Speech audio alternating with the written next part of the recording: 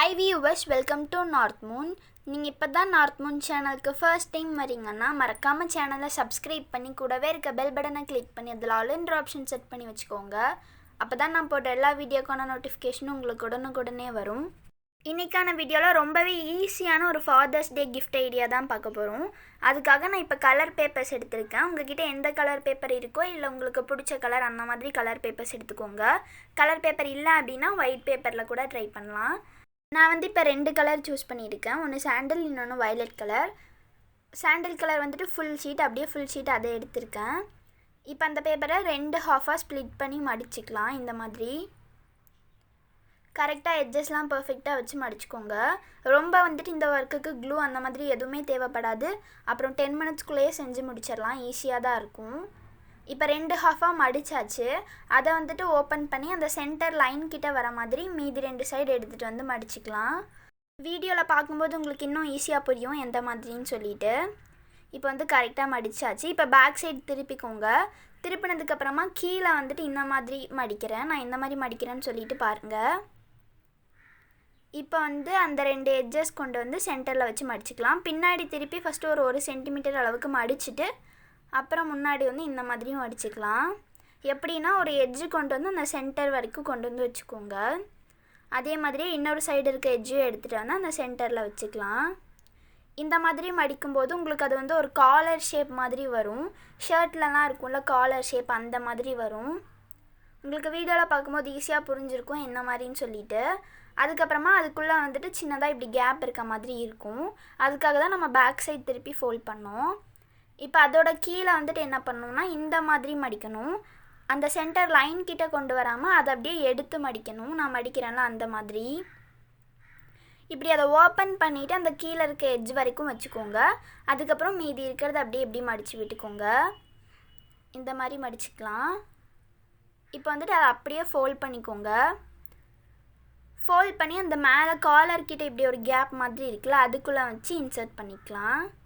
இந்த மாதிரி இன்சர்ட் பண்ணிவிட்டு கீழே ப்ரெஸ் பண்ணி விட்டுருங்க. இப்போ பார்க்குறக்கு ஒரு ஷர்ட் மாடலாக நமக்கு கிடைக்கும். இது ஈஸி தான். நான் எக்ஸ்பிளைன் பண்ணுறதை விட உங்களுக்கு வீடியோவில் பார்க்கும்போது இன்னும் நல்லா புரிஞ்சிருக்கும். ஒரு ஷர்ட் மாதிரி கிடச்சிருக்கு. இது பார்க்குறக்கு ஒரு ஷர்ட் மாதிரி இருக்கும்.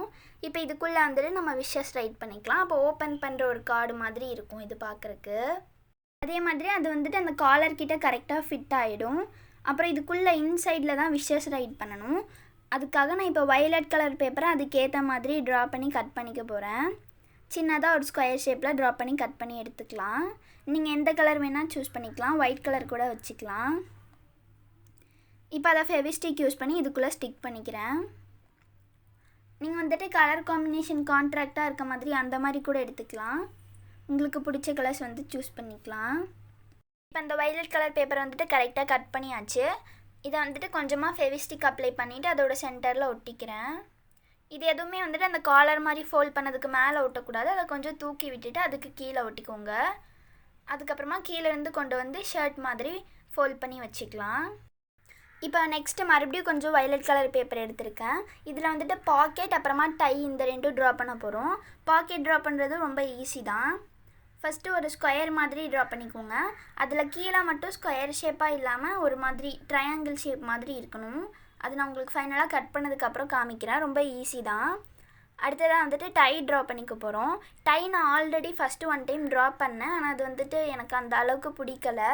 பார்க்க டை மாதிரி இல்லை அப்படின்னு சொல்லி தோணுச்சு. அதனால் எகெயின் ட்ரா பண்ணிக்கிறேன். இப்போ நான் நல்லா ஜூம் பண்ணி காமிச்சிருக்கேன். இந்த மாதிரி தான் ட்ரா பண்ணணும். ஃபஸ்ட்டு ஒரு லைன் போட்டுட்டு ட்ரையாங்கிள் மாதிரி ஒரு அளவுக்கு கொண்டு வந்துக்கோங்க. அப்புறமா அந்த ட்ரையாங்கிளை ஜாயின் பண்ணாமல் இந்த மாதிரி கீழே கொண்டு வந்துக்கலாம். அப்புறம் அதை ஸ்கேல் யூஸ் பண்ணி நல்லா பெரிய லைனாக போட்டுக்கோங்க. மறுபடியும் கீழே ஒரு கோன் ஷேப் மாதிரி கொண்டு வந்துக்கலாம். இந்த மாதிரி தான் டை இருக்கும். ஸோ அதே மாதிரியே ட்ரா பண்ணிக்கிறேன்.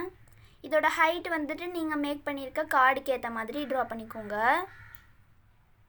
இப்போ டையும் ட்ரா பண்ணியாச்சு. பாக்கெட்டும் ரொம்ப ஈஸி தான்.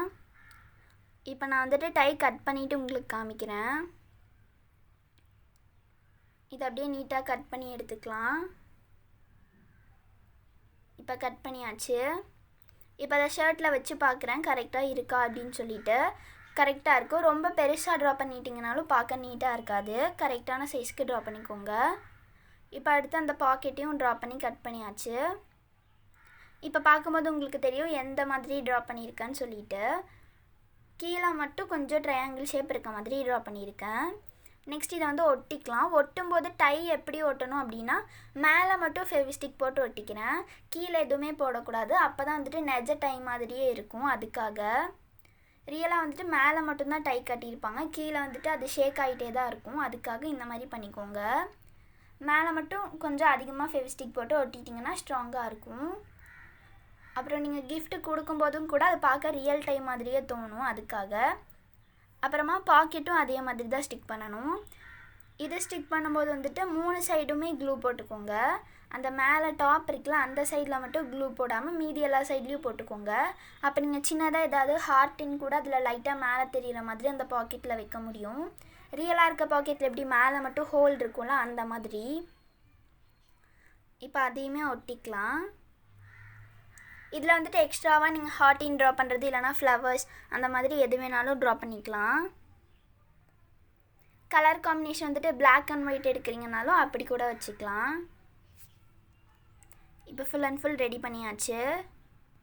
நெக்ஸ்ட் இதில் உள்ளே வந்துட்டு விஷஸ் ரைட் பண்ணிக்கலாம். நான் அதுக்காக ஸ்கெட்ச் பென்சிலாக யூஸ் பண்ணுறேன். உங்களுக்கு எந்த கலர் பிடிக்குமோ அந்த மாதிரி கலர்ஸ் வந்துட்டு சூஸ் பண்ணி ரைட் பண்ணிக்கோங்க. நீங்கள் அந்த உள்ள ஒட்டுற பேப்பர் வந்துட்டு ஒயிட் கலர் ஒட்டிங்கன்னா தான் நீங்கள் டிஃப்ரெண்ட் கலர்ஸ் யூஸ் பண்ணும்போது அது அட்ராக்டிவாக தெரியும். நான் இந்த 2 கலரும் காம்பினேஷனாக இருக்குன்னு சொல்லிட்டு இந்த மாதிரி பண்ணிட்டேன். இப்போ நான் சொல்ல நினைக்கிறது வந்து எழுதிக்கிறேன். ஹாப்பி ஃபாதர்ஸ் டே, அதுக்கப்புறமா கொஞ்சம் விஷஸ் அந்த மாதிரி எழுதியிருக்கேன். இப்போ வந்து க்ளோஸ் பண்ணிக்கலாம். க்ளோஸ் பண்ணாலும் அது ஈஸியாக வந்துட்டு டைட்டாக இருக்கும். டக்குன்னு வந்துட்டு பிரிஞ்சு வராது. அந்த மேலே அந்த காலர் மாதிரி இருக்குல்ல, அதில் ஃபிட் பண்ணி வச்சுக்கோங்க.